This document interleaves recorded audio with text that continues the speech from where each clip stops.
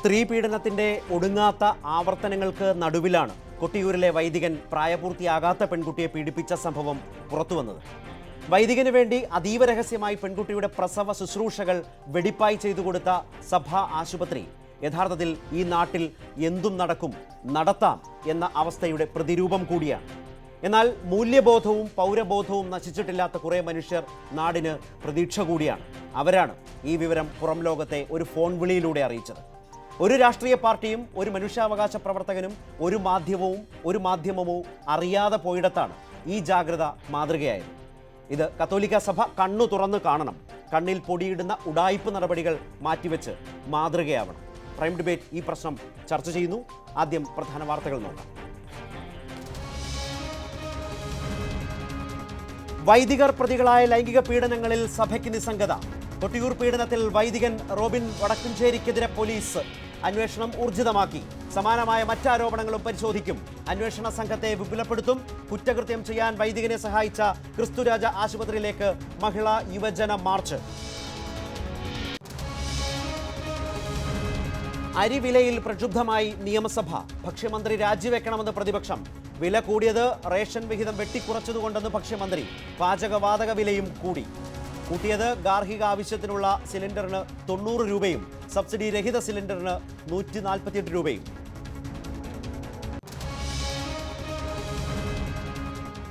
UDF സർക്കാരിന്റെ മദ്യനയം പൊളിച്ചെഴുതാനൊരുങ്ങി സംസ്ഥാന സർക്കാർ. വിനോദസഞ്ചാര മേഖലയിലെ മദ്യനിയന്ത്രണത്തിന് വലിയ ഇളവുകൾ പ്രഖ്യാപിക്കുമെന്ന് സൂചന. പുതിയ മദ്യനയം പ്രഖ്യാപിക്കാനിരിക്കെ CPM നേതൃതലത്തിൽ ചർച്ചകൾ.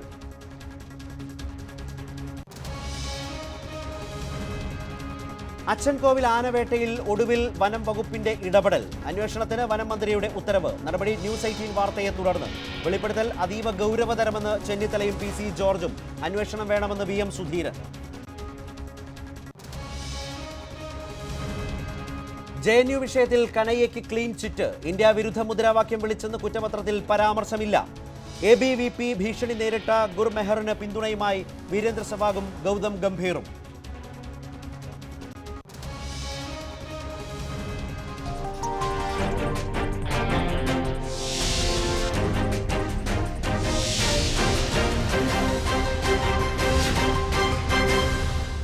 വൈദികർ പ്രതികളായാൽ സഭയ്ക്ക് നിസ്സംഗതയാവാമോ?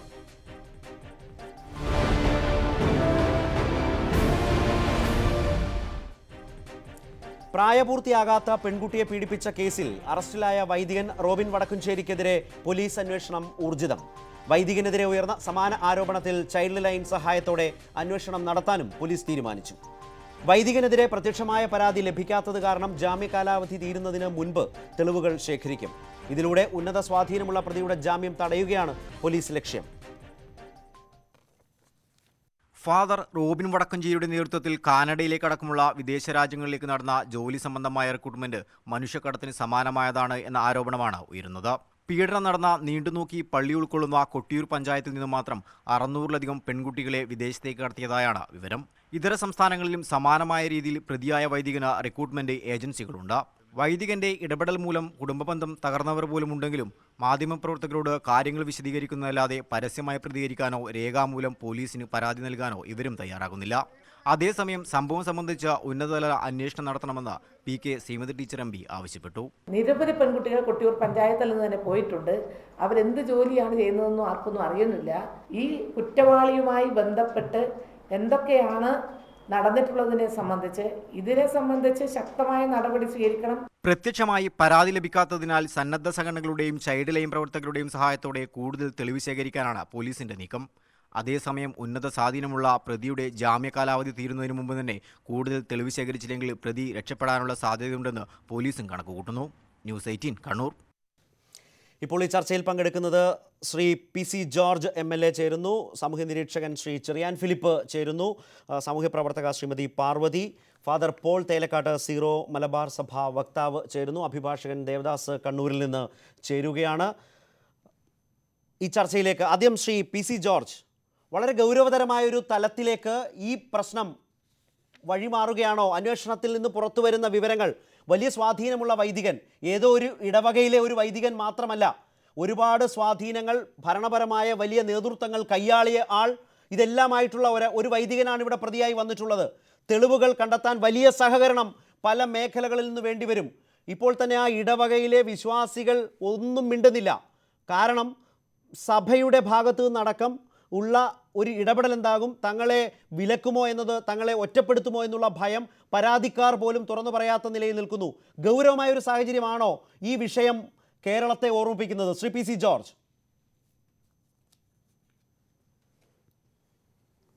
ശരത്തെ, ഒരു സംശയമില്ല, ഇത്രമാത്രം മ്ലേച്ഛനായ ഒരു വ്യക്തിയെ വൈദികനായി കരുതാനോ അയാളെ വൈദികനെന്ന് വിളിക്കാനോ തയ്യാറായിരുന്നു. മനസ്സിലായി? റോബിൻ എന്ന് പറഞ്ഞ മിസ്റ്റർ റോബിൻ എന്ന് പറയുന്ന റാസ്കൽ എന്ന് പറയുക. ഞാൻ ഇത് വെറുതെ പറയുകയല്ല. എന്താണെന്ന് ചോദിച്ചാൽ 10 വർഷത്തിന് നമ്മുടെ സഭയ്ക്ക് ഉത്തരവാദിത്വമുണ്ട്. ഇതിന് 9,000-ഓളം വൈദികരുണ്ട്. അതിൽ 10-50 കള്ളന്മാരും വൃത്തികെട്ടവന്മാരുമുണ്ട്. ഇത് ഞാൻ അരുവിത്ര പുറപ്പള്ളി ഇടവ വികാരിയാണ്. അവിടെ ഇരിക്കുന്ന വികാരിച്ചനും കൊച്ചച്ചന്മാരൊക്കെ എത്രയോ മാന്യന്മാരും പ്രാർത്ഥനയും ഉപവാസവും നടക്കുന്ന വൈദികരാണ്. അതിനിടയ്ക്കാണ് ഇങ്ങനെ ചന്തകൾ കയറി വരുന്നത്. എത്രയോ മനപ്രയാസമാണ്. 10 വർഷത്തിന് മുമ്പ് ഞാൻ പറഞ്ഞതാണ് ഈ അച്ഛൻ മോശമാണ്, ഈ അച്ഛൻ മോശമാണെന്ന് പറഞ്ഞാൽ ദീപികയുടെ MD ആയിട്ട് ഈ അച്ഛൻ വന്നു. അപ്പോൾ ഞാൻ രാവിലെ അച്ഛൻ വന്നെന്ന് മാത്രമല്ല, 20,000 കത്തോലിക്കൻ്റെ സ്ഥാപനമായ ദീപിക അതിൻ്റെ വൈസ് ചെയർമാനായിട്ട് ഒരു മുസൽമാൻ വന്നു. അതെങ്ങനെ വരും? അതൊരിക്കലും പറ്റുകയില്ലല്ലോ.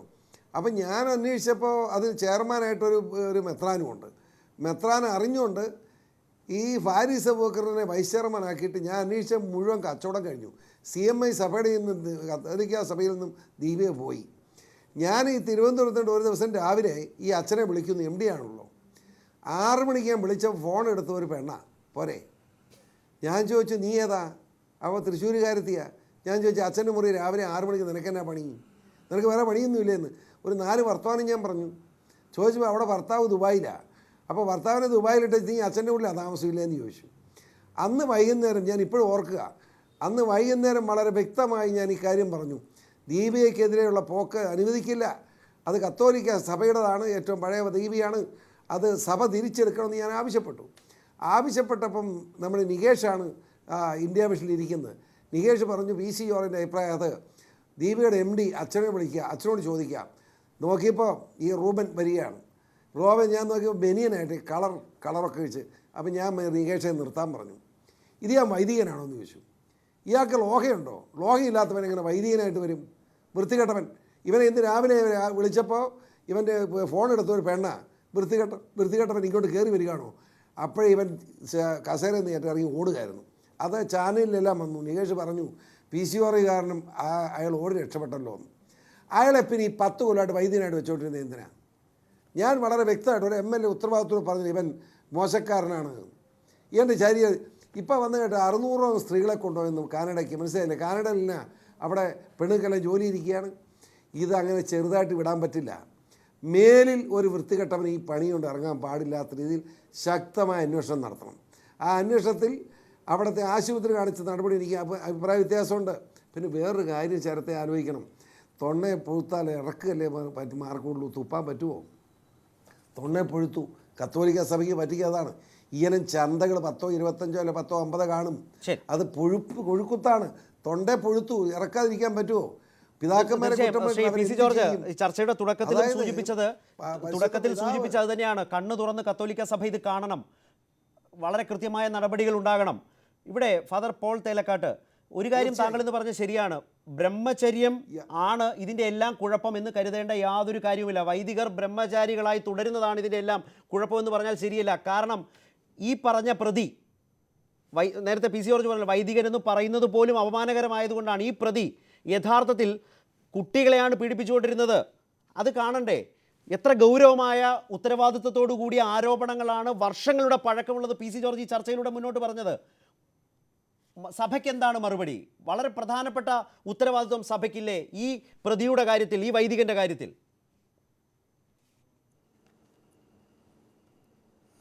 തീർച്ചയായിട്ടും വളരെ പ്രധാനപ്പെട്ട ഉത്തരവാദിത്വമുണ്ട്. കേരളത്തിൽ 9,033 വൈദികരുണ്ട്. ആ വൈദികരെല്ലാവർക്കും മാനഹാനിയും ഏറ്റവർക്കും വേദനയും അതുപോലെ തന്നെ വളരെയേറെ എന്താ പറയുക നാണക്കേട് ഉണ്ടാക്കുന്ന ഒരു സംഭവമായി ഇത് മാറിയിട്ടിരിക്കുന്നു. അത് ഞങ്ങൾക്കൊക്കെ ദുഃഖമുണ്ട്. ഭൂരിപക്ഷ അച്ഛന്മാരും മാന്യമായി വിശുദ്ധമായി ജീവിക്കാൻ ശ്രമിക്കുന്നവരാണ്. അത്യുന്നതമായ ആദർശത്തിൻ്റെ ബ്രഹ്മചര്യം ജീവിക്കാൻ വേണ്ട തപസ്സും പ്രാർത്ഥനയൊക്കെ വേണമെന്ന് എല്ലാവർക്കും അറിയാം. അത് ഉപേക്ഷിച്ചാൽ ഒന്ന് സ്വാഭാവികമായ അല്ല, ശരിയാണ്. അതിലൊന്നും ആർക്കും തർക്കമില്ല. ഞാൻ ഇടപെടുന്നതുകൊണ്ടൊന്നും തോന്നരുത്. ഫാദർ പോൾ തേലക്കാട്ട്, അതിൽ ദുഃഖമുണ്ട്. ഈ ആദർശപരമായ ആശയപരമായ പൗരോഹിത്യത്തിന്റെ ഔന്നിത്യം അത് അംഗീകരിച്ചുകൊണ്ട് തന്നെ ചോദിക്കട്ടെ, ഈ കേസിൽ കഴിഞ്ഞ 10 വർഷത്തെ കണക്കുകൾ എണ്ണി PC ജോർജ് ഈ ചർച്ചയിൽ താങ്കളുടെ മുമ്പിൽ ചോദിച്ചല്ലോ, ഒന്നിനെങ്കിലും തൃപ്തികരമായ ഒരു വിശദീകരണം സഭയ്ക്കുണ്ടോ? തീർച്ചയായിട്ടും സഭ ഇത് പരിഗണിക്കേണ്ടതാണ്. ഈ കാര്യത്തിൽ വിശദാംശങ്ങളിലേക്ക് എന്തുകൊണ്ട് എങ്ങനെയൊക്കെ ഉണ്ടായെന്ന് പറയാൻ ഞാൻ ആളല്ല. ബന്ധപ്പെട്ട മെത്രാനും അവിടുത്തെ അധികാരികളുമാണ് ചെയ്യേണ്ടത്. അവർ ഈ കാര്യം മനസ്സിലാക്കിയപ്പോൾ അദ്ദേഹത്തെ ശിക്ഷിച്ചു എന്നുള്ളത് ശ്രദ്ധിക്കേണ്ട കാര്യമാണ്. ഈ കാര്യങ്ങളൊക്കെ അവർക്ക് അറിയാമായിരുന്നു എന്ന് തീർച്ചയായിട്ടും പറയാൻ എന്നെ കൊണ്ടാവില്ല. അറിയാമായിരുന്നെങ്കിൽ നടപടിയെടുക്കേണ്ടതാണ്. ഫാദർ ഞാൻ ചോദിക്കട്ടെ, പീഡോഫീലിയ പ്രായപൂർത്തിയായവർക്ക് കുട്ടികളോട് തോന്നാവുന്ന ഈ ലൈംഗിക ആസക്തി എത്ര വൈദികർ ഈ 2014, 2015 അതിൻ്റെ കണക്കുകളെല്ലാം നമ്മുടെ മുമ്പിലുണ്ട്, ഞാൻ അതിലേക്ക് വരാം. ഇതെല്ലാം നിൽക്കെ ഈ വൈദികന്റെ കാര്യത്തിൽ എന്ത് നടപടിയാണ് എടുത്തത്? അത്തരം ആരോപണങ്ങളിൽ കുടുങ്ങി തെളിയിക്കപ്പെടുന്ന ശിക്ഷ അനുഭവിച്ച വൈദികരെ പുറത്താക്കിയ ചരിത്രം സഭയ്ക്കുണ്ടോ? ഞാൻ അതിൻ്റെ വിശദാംശങ്ങളിലേക്കും അല്ല പോകുന്നത്. ഇവിടെ താങ്കൾക്കറിയില്ല എന്ത് അന്വേഷണം, എന്ത് നടപടി? തീർച്ചയായിട്ടും പീഡോഫീലിയ എന്ന കേസിൽ പ്രതിയായ ആള് അതിനെ ഉടനെ ശിക്ഷിക്കണമെന്നുണ്ട്. അയാളെ വൈദിക കർമ്മങ്ങളൊന്നും അനുഷ്ഠിക്കാൻ അനുവദിക്കാൻ പാടില്ല, സസ്പെൻഡ് ചെയ്യേണ്ടതാണ്. മാത്രമല്ല അത് ക്രിമിനൽ കുറ്റമാണ്. അത് പോലീസിനെ ഈ സ്ക്രീനിൽ കാണുന്നവരെ മലയാളികൾ മറന്നിട്ടില്ലാത്തവരാണ്. എഡ്വിൻ ഫിഗറസ് 14-കാരിയെ ബലാത്സംഗം ചെയ്ത കേസിലെ പ്രതിയാണ്. ഇരട്ട ജീവപര്യന്തം മാറ്റി നിർത്തിയിട്ടും ഓശാന ഞായറാഴ്ച പോലും കുർബാന ചൊല്ലി പിന്നീട് ഈ വൈദികൻ ഫാദർ രാജു കൊക്കൻ ഇപ്പോൾ കണ്ടയാൾ, ഫാദർ ആരോഗ്യരാജ് ഇപ്പോൾ കാണുന്നയാൾ, 17-കാരി ഫാത്തിമ സോഫിയെ ബലാത്സംഗം ചെയ്ത് കൊലപാതകം ചെയ്തയാളാണ് പാലക്കാട് വാളയാർ. അമ്മ ശാന്തി റോസലിൻ നടത്തുന്ന നിയമ പോരാട്ടത്തിൽ അന്വേഷണ സംഘത്തിനെതിരെ സിസ്റ്റർ അഭയുടെ കേസ്, എത്ര കേസുകൾ എണ്ണി പറയാം. എഡ്വിൻ ഫിഗറസ് 2015, ഫാദർ രാജു കൊക്കൻ 2014. ഇതിലെല്ലാം ഇരകളാക്കപ്പെട്ടത് കുട്ടികളാണ്. ഈ ഒരൊറ്റ വൈദികനെയെങ്കിലും പുറത്താക്കിയ ചരിത്രമുണ്ടോ സഭയ്ക്ക്? തീർച്ചയായിട്ടും ഉണ്ടല്ലോ. എത്രയോ വൈദികരെ പുറത്താക്കിയിരിക്കുന്നു. പെഡോഫീലിയയിൽപ്പെട്ട തെളിയിക്കപ്പെട്ട കുറ്റകൃത്യം ചെയ്തവർ ആരെയും കത്തോലിക്ക സഭയിൽ വൈദികനായി പുലർത്താറില്ല എന്നുള്ളത് കൃത്യമായ നിയമമാണ്. അത് അനുഷ്ഠിക്കുന്നുണ്ട്, അത് നടപ്പിലാക്കുന്നു. ഈ എഡ്വിൻ ഫിഗറസ് ബിഷപ്പിനോട് പറഞ്ഞ് മാതാപിതാക്കളുടെ പരാതിയുടെ അടിസ്ഥാനത്തിൽ കുർബാനയിൽ നിന്ന് മാറ്റി നിർത്തിയ ആളാണ്. ഇരട്ട ജീവപര്യന്തം കിട്ടിയ ആളാണ്. എന്നിട്ടും ഒരു ഓശാന ഞായറാഴ്ച കുർബാന ചൊല്ലി എന്നതുപോലെയുള്ള വലിയ ആക്ഷേപം വിശ്വാസികൾക്കുണ്ട്. പക്ഷേ അവർ വിശ്വാസികൾ പുറത്തു പറയില്ല. ഈ ഇടവകയിൽ പോലും, റോബിൻ വടക്കുംചേരിയുടെ ആ ഇടവകയിൽ പോലും, കൊട്ടിയൂര് പോലും വിശ്വാസികൾ മിണ്ടുന്നില്ല പിതാവേ, ഫാദർ. കാരണം ഭയന്നാണ് അവർ ജീവിക്കുന്നത്. ഒറ്റപ്പെടുത്തുമെന്ന ഭയം, സഭ കൂടില്ല എന്ന വലിയ ആശങ്ക അവർക്കുണ്ട്.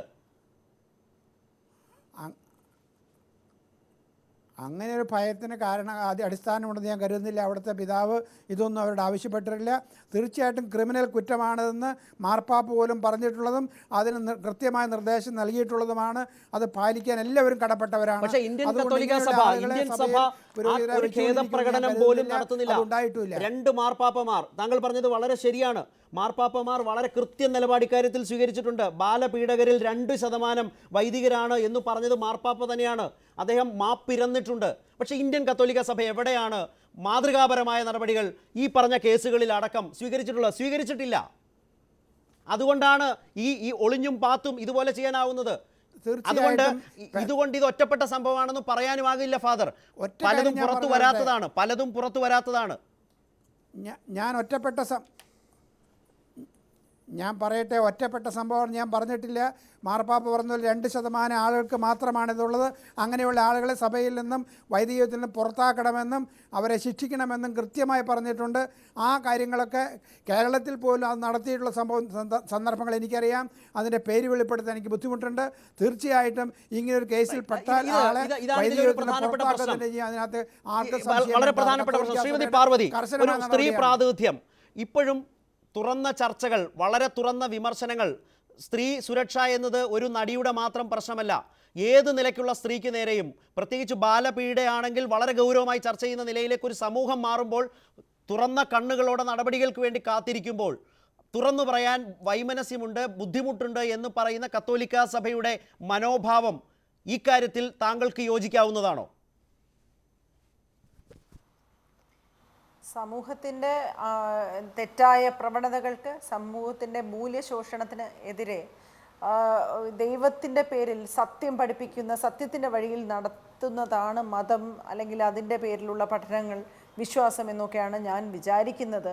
അങ്ങനെ തന്നെയാണ് അതിനെ ബഹുമാനിക്കുന്നത്. പക്ഷേ പലപ്പോഴും നമ്മൾ കണ്ടിട്ടുള്ളത് മതം, അത് ഏത് മതമായാലും മതത്തിൻ്റെ താല്പര്യം സമൂഹ നന്മയും മൂല്യവും ഈശ്വരനെന്നും ദൈവമെന്നും ഉള്ളതിനെല്ലാം കഴിഞ്ഞ് രാഷ്ട്രീയം, അവിശുദ്ധമായ രാഷ്ട്രീയ ബന്ധം, അധികാരം തുടങ്ങിയ കാര്യങ്ങൾ കൈയാളുന്നതിലും പണത്തിൻ്റെ വ്യവഹാരങ്ങളിലേക്കും താല്പര്യം പോകുന്നത് നമ്മൾ കാണുന്നുണ്ട്. അപ്പോൾ എന്ത് സംഭവിക്കും എന്ന് പറഞ്ഞാൽ, സമൂഹത്തിൻ്റെ നല്ല വഴി നടക്കുന്നതിന് പകരം അവരുടെ തെറ്റുകളെ സമൂഹത്തിനെ കൊണ്ട് മറച്ചു വയ്പ്പിക്കാനായിട്ട് നിർബന്ധിക്കുക, അവരെ ഒറ്റപ്പെടുത്തുക.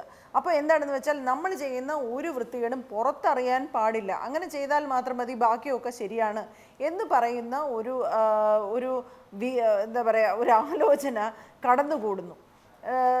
ഇപ്പോൾ ഏറ്റവും സന്തോഷമുള്ള കാര്യം, ഈ ഒരു ട്രാൻസിഷൻ്റെ പീരീഡാണ് കേരളത്തിനെന്നാണ് എനിക്ക് തോന്നുന്നത്. ഈ ഒരു സോഷ്യൽ മീഡിയയുടെ ഒരു ഇതും മാധ്യമങ്ങൾ വളരെയധികം ശക്തമായും വിജിലൻ്റായി നിൽക്കുന്നത് കൊണ്ടും, ഇപ്പോൾ ഇത് വന്നുകൊണ്ടും, അഭയ പോലെ ഒരു പെൺകുട്ടിയുടെ കേസ് ഇന്നായിരുന്നെങ്കിൽ ഒരു പക്ഷേ അന്ന് തന്നെ അത് തെളിഞ്ഞേനെ. അപ്പോൾ ഇന്ന് ഇത്രയും വിജിലൻ്റ് ആയിരിക്കുന്ന ഒരു കേരളത്തിൻ്റെ മുന്നിൽ ഇത് തുറന്നു പറയാതിരിക്കാൻ കഴിയുന്നു, അല്ലെങ്കിൽ തുറന്നു പറയാതിരിക്കാൻ സാധിക്കുന്നില്ല എന്ന് പറയുമ്പോൾ, ഇതിനകത്ത് ഇരിക്കുന്ന കൊലയാളികൾക്കും കൊലപാതകികൾക്കും പ്രത്യേകിച്ച് പീഡകർക്കും സമൂഹം പിന്നെ സഭ മറപിടിക്കാനേ പാടില്ല. അവരാരാണ് എന്ന് തുറന്നു പറയണം. കാരണം ഇവരെല്ലാം ഹാബിച്വൽ ഒഫൻഡേഴ്സാണ്. പീഡോഫീലിയ ഒരു മാനസികാവസ്ഥയാണ്. അവരെ ചികിത്സിക്കുന്നില്ലെങ്കിൽ അവർ നാളെയും അവർക്കത് ചെയ്യാതിരിക്കാൻ കഴിയില്ല. ഫാദർ, ഇതാണ് പ്രശ്നം. മാർപ്പാപ്പ ബെനഡിക്ട് 16 ഫ്രാൻസിസ് മാർപ്പാപ്പ ഇവരെല്ലാം തുറന്നു വിമർശിച്ച മാപ്പിരന്ന കേസിൽ പീഡോഫീലിയെ 2% വൈദികരുണ്ട്, അതിൽ കർദിനാളുണ്ട്, ബിഷപ്പുണ്ടെന്ന് പറഞ്ഞിട്ടും അത് ശരിവെച്ചിട്ടും താങ്കളെപ്പോലെ ആദരണീയനായ ഒരു വ്യക്തിത്വം, ഫാദർ, എന്തുകൊണ്ടാണ് പേരെടുത്തു പറയുന്ന വൈദികർ കുറ്റവാളികൾ നിൽക്കുമ്പോൾ ഒരു കേസ് പോലും തുറന്നു സമ്മതിക്കാൻ ഞങ്ങൾ പുറത്താക്കി എന്ന് പരസ്യമായി സമൂഹത്തോട് പറയാൻ താങ്കൾ എന്തുകൊണ്ട് തയ്യാറാകുന്നില്ല? അതുകൊണ്ട് ഇടിഞ്ഞു വീഴുന്ന എന്ത് മാനമാണ് സഭയ്ക്കുള്ളത്? പ്രിയ സുഹൃത്തെ, ഞാൻ പറഞ്ഞത് ഒറ്റ കാര്യമാണ്. അങ്ങനെ ഒരു വ്യക്തിയെയും സഭ പുറത്താക്കിയ കാര്യം എനിക്കറിയാം. ആ ആളുടെ പേര് പറയാൻ എനിക്ക് പേഴ്സണലായിട്ട് ബുദ്ധിമുട്ടുണ്ട്. അത് ഞാൻ ആ വിധത്തിൽ അറിഞ്ഞതായതുകൊണ്ട് ഇത് നമ്മളുടെ വ്യക്തിപരമായ വ്യവഹാരങ്ങൾ നടക്കുന്ന ഇടമല്ല. എല്ലാ ആദരവും കൊണ്ടാണ് ഞാൻ ചോദിക്കുന്നത്. ഇതൊരു വ്യക്തിപരമായ വ്യവഹാരത്തിന്റെ ഇടമല്ല. ഇത് വിശ്വാസ സമൂഹത്തിന്റെയും കേരളീയ സമൂഹത്തിന്റെയും ഗൗരവമായ ഒരു കുറ്റവാളി മനോഭാവത്തെ ഇല്ലാതാക്കാൻ വേണ്ടി ചോദിക്കുകയാണ്. തുറന്നു പറയണം. വിശ്വാസികളടക്കം അത് കേൾക്കാൻ കാത്തിരിക്കുന്നുണ്ടാവും. പറഞ്ഞേ പറ്റൂ. ഞാൻ തീർച്ചയായിട്ടും നിങ്ങൾക്ക് ആഗ്രഹിക്കുന്ന നല്ല കാര്യമാണ്. പക്ഷേ ഈ വിവരം ഞാൻ അറിയുന്നത് പേഴ്സണലായിട്ടാണ്. ആ അറിവ് മറ്റുള്ളവർക്ക് വേണ്ടി പരസ്യമായി പറയാൻ എനിക്ക് കഴിയില്ല. ക്ഷമിക്കണമെന്ന് പറയുന്നതിൽ അങ്ങനെ ശിക്ഷിച്ചിട്ടുള്ള കാര്യങ്ങൾ എനിക്കറിയാമെന്നാണ് ഞാൻ പറഞ്ഞത്. അതിൽ കൂടുതൽ എന്നോട് ചോദിക്കരുത്. അതുതന്നെയാണ് വളരെ വലിയ വൈരുദ്ധ്യം.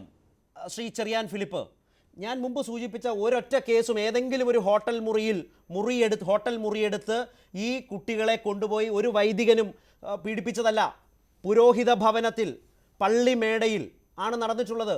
ഫാദർ പോൾ തേലക്കാട്ടിനെ പോലെ നമ്മളൊക്കെ ഏറ്റവും അധികം സ്നേഹിക്കുകയും ബഹുമാനിക്കുകയും ചെയ്യുന്ന ഒരു വൈദികന് പോലും, വക്താവിന് പോലും തുറന്ന് പറയാൻ കഴിയാത്ത വിധം ഒരു സങ്കുചിതമായ അവസ്ഥയിലേക്ക് മാറുന്നതാണോ ഇത്തരം മനോഭാവമുള്ള വൈദികർക്ക് അവരുടെ പുരോഹിത ഭവനങ്ങൾ, അവരുടെ പള്ളിമേടകൾ ഇത്തരം വൈകൃതങ്ങൾക്കുള്ള ഇടമാക്കി മാറ്റാൻ അവനൊരു തണലൊരുക്കുന്നത്? ശ്രീ ചെറിയാൻ ഫിലിപ്പ്, ജനങ്ങളിൽ മൂല്യബോധവും സന്മാർഗ ശാസ്ത്രവും ഒക്കെ പഠിപ്പിക്കാൻ ബാധ്യസ്ഥരായ ആളുകളാണ് വൈദികർ. പ്രത്യേകിച്ചും നമ്മുടെ സമൂഹത്തിൽ പലപ്പോഴും അപജയമുണ്ടാകുമ്പോൾ അതിൽ നിന്നും ജനങ്ങളെ അപജയത്തിൽ നിന്നും ചെറുത്തുതോൽപ്പിക്കേണ്ട ഉത്തരവാദിത്വം പലപ്പോഴും മതപ്രമാണിമാർക്ക്, അത് ക്രൈസ്തവ സഭയായാലും അല്ലെങ്കിൽ ഹൈന്ദവ സഭയായാലും അല്ലെങ്കിൽ മുസ്ലിം സഭയായാലും ഏത് സമുദായത്തിലും ഈ മതപ്രമാണിമാർക്ക് കൊടുത്തിട്ടുള്ള ഒരു സാമൂഹ്യ അംഗീകാരം അവർ സമൂഹത്തിൻ്റെ വഴികാട്ടികളെന്നല്ലാണ്. അതിൽ നിന്നും വ്യത്യസ്തമായ ഒരു സമീപനം ലോകത്തിൽ പ്രത്യേകിച്ചും ലോകത്തെ ഏറ്റവും ചിട്ടയുള്ള പട്ടാള ചിട്ടയുള്ള അല്ലെങ്കിൽ ഒരു വലിയ അച്ചടക്ക ബോധമുള്ള ഒരു പ്രസ്ഥാനമാണ് കത്തോലിക്ക സഭ. ആ കത്തോലിക്ക സഭയിൽ തന്നെ കഴിഞ്ഞ കുറേ നാളുകളായി നേരത്തെ ഇവിടെ സ്ഥലത്ത് പറഞ്ഞതുപോലെ മാർപ്പാപ്പമാർ തന്നെ പരസ്യമായി ശാസിക്കേണ്ടി വരുന്ന അവസ്ഥയിലേക്ക് മാറി. പക്ഷേ ഇത് കേരളത്തിലൊരു പുതിയ പ്രവണതയല്ല. ഞാൻ പഠിച്ചു വളർന്നത് സ്കൂളിൽ പഠിക്കുമ്പോഴൊക്കെ ഇങ്ങനെയുള്ള ക്രൈസ്തവ അന്തരീക്ഷമുള്ള വിദ്യാലയങ്ങളാണ്. പ്രത്യേകിച്ചും അച്ഛന്മാർ പഠിപ്പിച്ചിരുന്ന വിദ്യാലയത്തിൽ പഠിച്ചിരുന്ന ആളാണ്. അവിടെ അന്ന് തന്നെ എനിക്കറിയാം ഇത്തരം കാര്യങ്ങൾ നേരത്തെ പറഞ്ഞ മനഃശാസ്ത്രപരമായ രോഗങ്ങളുള്ള വൈദികന്മാരെ ഞാൻ തന്നെ എൻ്റെ കുട്ടിക്കാലത്ത് കണ്ടിട്ടുണ്ട്. അപ്പോൾ അത് കുറേ കൂടി വികൃതമായ രൂപത്തിൽ പലപ്പോഴും വന്നെങ്കിലും അത് തടയാൻ പലപ്പോഴും ശ്രമിച്ചിട്ടില്ല. ഇന്നിപ്പോൾ ഉണ്ടായിരിക്കുന്നത് ഈ പറയുന്ന ഇത് ബാലപീഡ എന്നതിൽ നിന്നോ അല്ലെങ്കിൽ ലൈംഗികമായ അധികപ്രസരം എന്നതിനേക്കാളേറെ ഈ സമൂഹത്തെ സേവിക്കേണ്ട ദൈവത്തിൻ്റെ മക്കളെന്ന് കരുതപ്പെടുന്ന ദൈവത്തിൻ്റെ പ്രതിനിധികളെന്ന് പറയുന്ന വൈദികന്മാർ ക്രിമിനലൈസേഷൻ്റെ ഭാഗമായിട്ട് അവർ സാമൂഹ്യ കുറ്റവാളികളായി മാറുന്ന കാഴ്ചയാണ്. ആ സാമൂഹ്യ കുറ്റവാളികളായ ആളുകളെ സഭ പൊറുപ്പിക്കുമോ ഇല്ലയോ എന്നുള്ളതാണ് പ്രശ്നം. മാർപ്പാപ്പ പോലും ശാസിച്ചിട്ടും ഇന്ന് കേരളത്തിൽ ക്രിമിനലൈസേഷൻ്റെ ഭാഗമായി യഥാർത്ഥത്തിൽ ഇപ്പോൾ കൊട്ടിയുണ്ടായിരിക്കുന്ന വൈദികനെ സംബന്ധിച്ചാണെങ്കിൽ പി സി ജോർജൊക്കെ പറഞ്ഞ കാര്യങ്ങൾ പറയുകയാണെങ്കിൽ 10 വർഷമായി അദ്ദേഹം ചെയ്തുകൊണ്ടിരിക്കുന്ന പ്രവർത്തനങ്ങൾ ഇന്ന് തന്നെ നിങ്ങൾ പുറത്തു കൊണ്ടുവന്നിരിക്കുന്ന പല നോക്കുമ്പോൾ ഇത്തരം ക്രിമിനലുകളെ വാഴിക്കുകയാണെങ്കിൽ അത് ക്രൈസ്തവ അത് ഞാൻ പറഞ്ഞത് അത് തന്നെയാണ്. ഇത് ഏതെങ്കിലും ഒരു ഇടവകയിലെ വൈദികനല്ല, ദീപികയുടെ MD ആയിരുന്നയാളാണ്. കോർപ്പറേറ്റ് സ്ഥാപനങ്ങളുടെ സഭയുടെ കോർപ്പറേറ്റ് സ്ഥാപനങ്ങളുടെ മാനേജറായ ആളാണ്. അധ്യാപികമാരെ നിയമിക്കുന്നതുമായി ബന്ധപ്പെട്ട് അധ്യാപികമാരിൽ നിന്ന് അവരുടെ ശരീരത്തെ ചോദിച്ചു വാങ്ങാൻ മടി കാട്ടാത്തയാളാണ് ഇയാൾ. അതുപോലെ തന്നെ പെൺകുട്ടികളെ വിദേശത്തേക്ക് കടത്തുന്നു, ഇത്തരം വാഗ്ദാനങ്ങൾ നൽകുന്നു. ഈ കേസിലടക്കം 10 ലക്ഷം രൂപ കൊടുത്തുകൊണ്ട് സ്വന്തം പിതാവിന്, ആ പെൺകുട്ടിയുടെ അച്ഛനാണ് ആ പെൺകുട്ടിയുടെ ഗർഭത്തിന് ഉത്തരവാദി എന്ന നിലയിൽ ഒരു തിരക്കഥ ചമയ്ക്കാൻ കഴിയുന്ന നിലയിൽ മുൻകാലങ്ങളിൽ നമ്മൾ പൾസർ സുനിയുടെ കാര്യത്തിലൊക്കെ പറയുന്നത് പോലെ ഒരുപാട് വിജയിച്ച അനുഭവത്തിൽ നിന്നുകൊണ്ടാണ് ഇയാൾ ഇങ്ങനെ കഥകൾ മെനഞ്ഞ് വളരെ സുഖകരമായി മുന്നോട്ട് പോയത്. ഇതെല്ലാം ക്രമപ്പെടുത്തുന്നു, ഒരു സഭയുടെ ആശുപത്രി എല്ലാ ഒത്താശയും ചെയ്തു കൊടുക്കുന്നു, അതിനുശേഷം ധ്യാനത്തിന് പോകുന്നു. ഏതോ ഒരു ഭാഗ്യത്തിനല്ലേ പിടിക്കപ്പെടുന്നത്. ഈ അച്ഛനെ പൂർണ്ണമായി സംരക്ഷിക്കുന്ന നിലപാടാണ് ഇതുവരെ എടുത്തിട്ടുള്ളത്. ബലാത്സംഗം മാത്രമല്ല, അതിൻ്റെ തുടർനടപടികൾ നോക്കുകയാണെങ്കിൽ കുട്ടി പ്രസവിക്കുന്നത് ഫെബ്രുവരി മാസം 7-ാം തീയതിയാണ്. അതിനുശേഷം ഒളിക്കാൻ ആശുപത്രി അധികൃതരും അതോടൊപ്പം തന്നെ ഇത് പുറത്തു വരുന്നതാതിരിക്കാൻ വേണ്ടിയും കാശ് കൊടുത്ത് ഒതുക്കാൻ വേണ്ടിയും അദ്ദേഹത്തെ വിദേശത്തേക്ക് നാട് കടത്താനും ഒക്കെ ഉള്ള ഗൂഢാലോചന നോക്കുമ്പോൾ സ്വാഭാവികമായിട്ടും സഭ സംരക്ഷിക്കുന്ന നിലപാടാണ്. നേരത്തെ നമുക്കറിയാം മറിയക്കുട്ടി കൊലക്കേസ്, ഫാദർ ബെനഡിക്ട് പ്രതിയായിരുന്ന ഒരു കേസുണ്ട്. അഭയ കേസ് പോലെ തന്നെ കൊലപാതക കേസുകൾ പോലും ലൈംഗിക ചൂഷണത്തിൽ നിന്ന് അവസാനം കൊലപാതകത്തിൽ എത്തിക്കുന്ന കേസുകൾ ഉണ്ടായപ്പോൾ പോലും പലപ്പോഴും ന്യായീകരിക്കുന്ന അവസ്ഥയാണ്. ഈ അഭയ കൊലക്കേസ് വന്നപ്പോൾ പലപ്പോഴും അഭയ എന്ന് പറയുന്ന പെൺകുട്ടി കന്യാസ്ത്രീ കൊല്ലപ്പെട്ട സംഭവത്തിൽ പോലും ഈ അവിടെ വൈദികന്മാരെ സംരക്ഷിക്കുന്ന നിലപാടാണ് പലപ്പോഴും അവിടുത്തെ സഭ സ്വീകരിച്ചിട്ടുള്ളത്. ഇപ്പോഴും അത്തരം സംരക്ഷിക്കുന്ന ഒരു നിലപാടാണ് സ്വീകരിക്കുന്നതെങ്കിൽ അതിന് ദോഷം സംഭവിക്കുന്നത് ക്രൈസ്തവ സമൂഹത്തിനായിരിക്കും, കത്തോലിക്ക സഭയ്ക്കായിരിക്കും. വിശ്വാസികൾ എന്ന് പറയുന്ന ആളുകളുടെ മുഖത്ത് കരിവാരി തേക്കുന്ന അവസ്ഥയിലേക്ക് പുരോഹിതന്മാർ മാറിയാൽ അതിൻ്റെ മുഴുവൻ യശസ്സില്ലായ്മയും ഉണ്ടാകാൻ പോകുന്നത് ക്രൈസ്തവ വിശ്വാസികൾക്കായിരിക്കും. അതുകൊണ്ട് വിശ്വാസികളാണ് ഇതിനെ ശക്തമായി ചെറുക്കേണ്ടത് എന്നാണ് എൻ്റെ വിശ്വാസം. ഇവിടെ ഒരു സത്യക്രിസ്ത്യാനിയായ ശ്രീ പി സി ജോർജിന് വലിയ നിരാശ തോന്നിയോ ഫാദർ പോൾ തേലക്കാട്ടിൻ്റെ ഈ വിശദീകരണം കേട്ടപ്പോൾ? നടപടി എന്ന് പറയുന്നതല്ലാതെ എന്താണ് ആർജവത്തോടുകൂടി സഭ എടുത്തിട്ടുള്ളതെന്ന് പറയാൻ കഴിയുന്നില്ല. 10 വർഷത്തെ കൊള്ളരുതായ്മകളെ എങ്ങനെ ഒരു ചർച്ചയിൽ പരമാവധി പറയാമോ? ഇതിലും മനോഹരം എന്നുള്ള ഞാൻ ഒഴിവാക്കുകയാണ്. പി സി ജോർജിന് വളരെ കൃത്യമായി എല്ലാവരിലും എത്തുന്ന വിധത്തിലൊക്കെ പറയാൻ അറിയാം. അതെല്ലാം മാറ്റിവെച്ച് പി സി ജോർജ് വളരെ സൗമ്യമായി സഭ്യമായി തന്നെ ആ വിഷയത്തെ സംസ്കാരത്തോടുകൂടി അവതരിപ്പിച്ചിട്ടും ഒരു മറുപടിയും കൃത്യമായി അദ്ദേഹത്തിൽ നിന്നുണ്ടായോ? ഇനിയും പറഞ്ഞ് ബോധ്യപ്പെടുത്തേണ്ടി വരുമോ സഭയെയും താങ്കളുടെ പ്രിയപ്പെട്ട പിതാക്കന്മാരെയും? പോളച്ചനെ പാവം, അദ്ദേഹത്തെ വിടുക. അദ്ദേഹം നല്ലൊരു വൈദികനാണ്. ഞാൻ ആദ്യം പറഞ്ഞല്ലോ, തൊണ്ണെ പുഴുത്താൽ ഇറക്കല്ലേ മാർക്കുള്ളൂ. ആ ഗതിയാണ് ഇപ്പോൾ കത്തോലിക്ക സഭയ്ക്ക് ചില വൈദികരെ കൊണ്ടുണ്ടായിരിക്കുന്നത്. 9000-ഓളം വൈദികർ. ഞാൻ അരിയുത്ര പറഞ്ഞല്ലോ, എൻ്റെ വൈദികൻ, എൻ്റെ വികാരിയച്ഛൻ, എൻ്റെ കൊച്ചച്ചന്മാരും എല്ലാം ചെറുപ്പമാണ്. ആ പ്രാർത്ഥന ഉപവാസവും മലകയറ്റവുമായിട്ട് നടക്കുക പാവങ്ങൾ. അങ്ങനെ സഭയിലെ വിശ്വാസികൾക്ക് വേണ്ടി പ്രാർത്ഥനയായിട്ട് വൈദികർ നടക്കുമ്പോൾ ഈയനം റാസ്കൽസും ഇതിനിടയ്ക്ക് കടന്നു കയറുക. പി സി ജോർജ്, എന്താണ് ഈ പറഞ്ഞ വൈദികൻ റോബിൻ വടക്കുംചേരിയുടെ പിൻബലം എന്താണ്? അങ്ങനെയാണെങ്കിൽ എന്തുകൊണ്ടാണ് ഇപ്പോൾ ഏറ്റവും പുതിയ കേസ് മാത്രമാണല്ലോ നമ്മൾ സംസാരിക്കുന്നത്, ഇത്ര കൃത്യമായി പിടിക്കപ്പെട്ടിട്ടും തെളിവ് സഹിതം പിടിക്കപ്പെട്ടിട്ടും എന്തുകൊണ്ടാണ് ഈ ഒത്താശ സഭയിൽ നിന്നുണ്ടാകുന്നത്? ഞാൻ ഒളിച്ചു വെക്കുന്നില്ല. അയാൾക്ക് യാതൊരു സംശയമില്ലാതെ ഉന്നതമായ സ്വാധീനം സഭയിലുണ്ട്. ഉന്നതമായ അത് സ്വാധീനം നിഷേധിച്ച് എന്നതിന്റെ അർത്ഥം ഇനി നാണം കെടണ്ട എന്നാണ് എനിക്ക് പറയാനുള്ളത്. ആ പിതാക്കന്മാർ പലരും ഇയാളെ ബഹുമാനിക്കുകയും സ്നേഹിക്കുകയും ചെയ്യുന്നു എന്നതുകൊണ്ടാണല്ലോ ഇയാൾ അവിടെ ഇരിക്കുന്നത്. 10 കൊല്ലം മുമ്പ് ഞാൻ ധൈര്യമായിട്ട് പറഞ്ഞതല്ലേ, 6 മണി രാവിലെ 6 മണിക്ക് പെണ്ണിൻ്റെ കൂടത്തിലാണ് ഇയാൾ. സ്നേഹവും സൗമനസ്യവും ഒക്കെ ഉണ്ടാകും. ചാനലിലുണ്ട്. അത് സതുദ്ദേശപരമാണ് എങ്കിൽ ഇതേ പിതാക്കന്മാർ ഇതിനോടകം തന്നെ നടപടികൾ എടുക്കേണ്ടതാണ്. അങ്ങനെ എടുക്കാൻ കഴിയുന്നില്ല എന്ന് വന്നാൽ ആ ബന്ധത്തിൽ എന്തോ ചില സംശയിക്കേണ്ടതായ കാര്യങ്ങൾ ഉണ്ടാകാം. അനുഭവം പറയാം. നീ എന്ത് കുഴപ്പമില്ല. നീ ശരത്തെ ഞാൻ പറയാം, വൈദികരിൽ ഗുണമില്ലാത്തത് നല്ലതുകൊണ്ടല്ലോ. 9000 എണ്ണമുണ്ട്. അതിനകത്ത് 10-9 എണ്ണം വൃത്തികെട്ട റാസ്കൽസ് കൊണ്ട്. ആ 50 എണ്ണത്തിനെ പിതാക്കന്മാർക്കറിയാം എന്തുകൊണ്ട് അവർ വെച്ചുകൊണ്ടിരിക്കുന്നു. എൻ്റെ ചോദ്യം അതാ. അത് തന്നെയല്ലെന്ന് നല്ല മാന്യന്മാരായ വൈദികരെ, തോട്ടിലച്ഛൻ്റെ ചെറുപ്പം ഞാൻ ഓർക്കുക.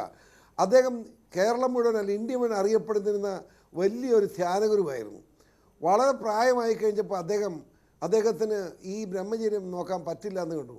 അദ്ദേഹം പിതാവിനോട് ചെന്ന് ഉടുപ്പൂര് കാണുമെന്ന് പറഞ്ഞിട്ട് വിവാഹം കഴിച്ചു. എത്രയോ മാതൃകാപരമായ കാര്യം അത്. നമ്മുടെ പോൾ തേലക്കാട്ട് പറഞ്ഞത് ശരിയാണ്. ബ്രഹ്മചര്യമല്ല പ്രശ്നം. ഇപ്പോൾ ബ്രഹ്മചര്യം മാറ്റി വിവാഹം കഴിക്കാൻ തീരുമാനിച്ചാലും ഇവനൊക്കെ യഥാർത്ഥത്തിൽ ഇപ്പോഴത്തെ ഈ പണി അവസാനിപ്പിക്കുന്നു വിചാരിക്കുന്നുണ്ടോ? കൊച്ചു കുട്ടികളോടാണ് താല്പര്യം, പ്രായപൂർത്തിയാകാത്ത കുട്ടികളോടാണ് താല്പര്യം. ഇല്ല, ഞാൻ അതിലേക്കാണ് വരുന്നത്. ശരത്തെ ഞാൻ അതിലേക്കാണ് വന്നത്. ഈ റോബിൻ എന്ന് പറഞ്ഞ ആ റാസ്കലിനെ എന്ത് ചെയ്താലും വേണ്ടുകല അയാൾ നിർത്താൻ പോകുന്നില്ല. കാരണം ഇങ്ങനെ സുഖിച്ച് വാഴുകയല്ലായിരുന്നു പെണ്ണുങ്ങളുടെ പ്രളയം. അതിന് എല്ലാ ഒത്താശയും ഇയാളെല്ലാ വൃത്തികൾ കാണിക്കുമ്പോഴും ഞാൻ ചെയ്യണം. മാനന്തവാടി പിതാവ് എനിക്ക് ഏറ്റവും ബഹുമാനമുള്ള പിതാവാണ്, പരിശുദ്ധനായൊരു പിതാവാണ്. അദ്ദേഹത്തിന് പോലും ഈ റാസ്കലിനെ ശരിയായിട്ട് മനസ്സിലാകില്ലെന്ന് പറഞ്ഞാൽ ഇവൻ ആരാ? വേറൊരു പിതാവുണ്ട്, അദ്ദേഹം എന്നെ തോൽപ്പിക്കാൻ ഇറങ്ങാൻ കാരണം തന്നെ ഈ അച്ഛനാണ്. ഇയാളെ മോശമാണെന്ന് ഞാൻ പറഞ്ഞ് ഇഷ്ടപ്പെട്ടില്ല, അതിനാ. അതുപോലെ തന്നെ വേറെ എനിക്കൊരു അനുഭവം ഉണ്ടായി. കാഞ്ഞിരപ്പള്ളി എഞ്ചിനീയറിംഗ് കോളേജ് റോബിൻ അച്ഛൻ ഒരച്ഛൻ. ആ അച്ഛനെ പറ്റി പിള്ളേർ പരാതി പറഞ്ഞപ്പോൾ ഞാൻ ഈ ദീപികയിലെ ഈ MD ആണെന്ന് വിചാരിച്ച് വളരെ മോശമായിട്ട് അയാളെ പറ്റി സംസാരിച്ചു. ഞാൻ അന്വേഷിച്ചപ്പോൾ അദ്ദേഹം ഒരു നല്ല വൈദികനാണ്. അദ്ദേഹം മനഃപൂർവ്വം പറയും നല്ല വൈദികനാണ്. ഞാൻ അദ്ദേഹത്തെ ക്ഷമ പറഞ്ഞു. ഈ റാസ്കൽ കാരണം ആ പേര് കൊണ്ട് ഞാൻ തെറ്റിദ്ധരിച്ചതാണ്. മനസ്സിലായില്ലേ? ഇവനെയൊക്കെ എന്തിനാണെന്നറിയോ? വരഞ്ഞിട്ട്. കാരണം വൈദികൻ എന്നുള്ളതല്ല. ഒരു ഇടവേളയിലേക്ക് കൂടി പോകേണ്ടതുണ്ട്. ഈ ഘട്ടത്തിൽ അഡ്വക്കേറ്റ് ദേവദാസ്, ഈ കേസ് പരിശോധിച്ചാൽ വലിയ ആസൂത്രണം ഈ കുറ്റകൃത്യങ്ങളാകെ നടപ്പാക്കുന്നതിന് ഈ റോബിൻ എന്ന് പറയുന്ന വൈദികൻ്റെ താല്പര്യങ്ങൾ സംരക്ഷിക്കുന്നതിന് ആ ആശുപത്രി മാനേജ്മെൻറ്റ് അതുമായി ബന്ധപ്പെട്ട മേഖലകളാകെ ഒന്നാകെ ഒത്തുചേർന്നു നിന്ന സൂചനകളും കൃത്യമായ നീക്കങ്ങളുമാണോ ഈ കേസുമായി ബന്ധപ്പെട്ട പശ്ചാത്തലം പരിശോധിച്ചാൽ ഒരു അഭിഭാഷകൻ എന്ന നിലയിൽ താങ്കൾക്ക് തോന്നുന്നത്?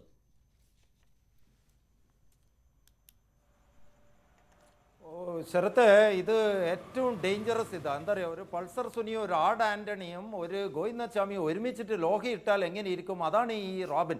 അത് ഈ ചൈൽഡ് ട്രാഫിക്കിംഗ് കൂടി ഉണ്ട് എന്നുള്ള കാര്യം നോക്കണം.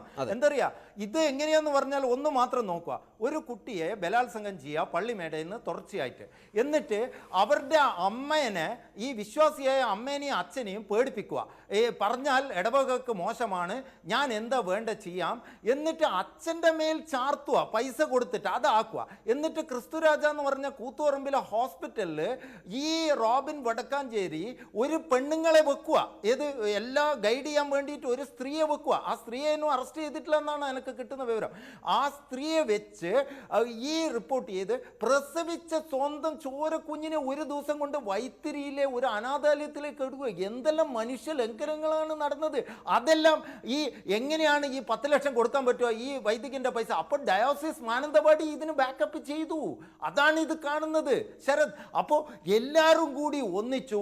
അപ്പോൾ ഇത് കാണേണ്ടത് കാനഡയിലേക്ക് +2 കഴിഞ്ഞിട്ട് കൊണ്ടുവന്നു ഹ്യൂജ് ചൈൽഡ് ട്രാഫിക്കിംഗ് നടക്കുന്നതിൻ്റെ. അതിനാണ് ശരത്ത് പറഞ്ഞതിൻ്റെ ഉത്തരം. ഇയാൾക്ക് എന്താ ഹോൾഡ് എന്ന് പറഞ്ഞാൽ 100ഓളം സ്കൂളിൻ്റെ അധിപനാണ്, ഡയറക്ടർ ബോർഡാണ് ഇയാൾ. 100ഓളം ഏതെല്ലോ ചാനലിൻ്റെ ഹെഡ് ആയിരുന്നു ഇയാൾ. ഒരു ചൈൽഡ് ട്രാഫിക്കറാണെന്ന് തോന്നുന്നു, അതിൻ്റെ ഒരു ഹെഡാണ്. അതുകൊണ്ടാണ് ഡയോസിസ് ഡീപോൾ കൽപ്പറ്റയെന്ന് ഇയാളെ സെക്ഷൽ ഒഫൻസിന് മാറിയിട്ട് ഇയാളെതിരെ നടപടി എന്ന് പറഞ്ഞാൽ എന്തെന്നാ നടപടി എടുത്തത്? ഈ കൊട്ടിയൂരിലേക്ക് മാറ്റിയ ശേഷം 4 കൊല്ലം. അപ്പോൾ കൊട്ടിയൂർ എന്ന് പറഞ്ഞാൽ കണ്ണൂരിലെ ഏറ്റവും ദരിദ്ര മേഖലയാണ്, ഒരു അതിരാണ്. അവിടെ ആദിവാസികളുണ്ട്, ആ മേഖലയാണ്. കൊട്ടിയൂർ അമ്പലം മാത്രമാണ് അതിനെ ഒന്ന് പിടിച്ചു വെക്കുന്നത് ഈ സാധാ സ്റ്റേറ്റ് ഈ ജില്ലകളുമായിട്ട്. അവിടെയാണ് നീണ്ടു നോക്കി എന്ന് പറയുന്നത്. അപ്പോൾ ഇയാളെ ദാരിദ്ര്യം ഉള്ളെടുത്ത് വിട്ട് ദാരിദ്ര്യം ഉള്ള പിള്ളേർ, ഇയാളൊരു സ്കൂൾ മാനേജർ കൂടിയാണ്. ദേവദാസ്, താങ്കൾ പറഞ്ഞു വരുന്നത് വളരെ കൃത്യമാണ്. വൈദിക വേഷം, വൈദിക പദവി, അത് ദാരിദ്ര്യത്തെ ചൂഷണം ചെയ്യാനുള്ള ഏറ്റവും വലിയ സാധ്യതയായി ആ അധികാരത്തെ ഉപയോഗിക്കുന്നു. മാർപ്പാപ്പ പറഞ്ഞ പോലെ ആർത്തി പിടിച്ച ക്രിസ്ത്യാനിയേക്കാൾ നല്ലത് നിരീശ്വരവാദി തന്നെയാണ്. ആർത്തി എന്നതിൽ പണപരമായ ആർത്തി മാത്രമല്ലല്ലോ. ഈ വിധത്തിലുള്ള വൈദികരെ സഭ നിസ്സംഗതയോടെ കണ്ടാൽ അത് അവർക്കുള്ള തണലായി മാറില്ലേ? വളരെ പ്രധാനപ്പെട്ട ചോദ്യത്തിന് ഗൗരവമായ ഉത്തരം സഭ ഇനിയും നൽകേണ്ടതായുണ്ട്. വന്ന വിവരങ്ങൾ വെച്ച് നോക്കിയാൽ നിലവിലെ അന്വേഷണം എന്നത് പര്യാപ്തമാകുമോ എന്ന പ്രധാനപ്പെട്ട ചോദ്യത്തിലേക്ക് പ്രൈം ഡിബേറ്റ് പോവുകയാണ്. ഒരു ചെറിയ ഇടവേള.